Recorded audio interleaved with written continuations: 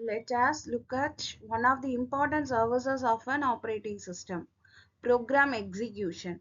The OS loads a program into memory, executes it, and manages the entire process until it finishes.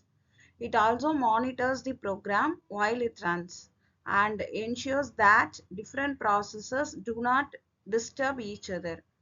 For this, operating system provides the mechanism for process synchronization, communication, and deadlocking. Process synchronization, which means coordinating the multiple processes that share the same data or resources. The OS makes sure that when two processes access the shared data, they do it in an orderly and safe manner.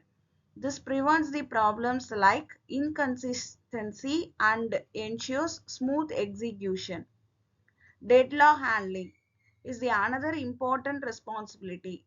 A deadlock happens when two programs wait for each other's resources and both get stuck. In such cases, neither program can continue.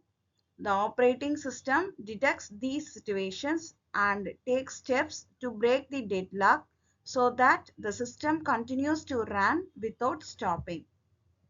Thank you.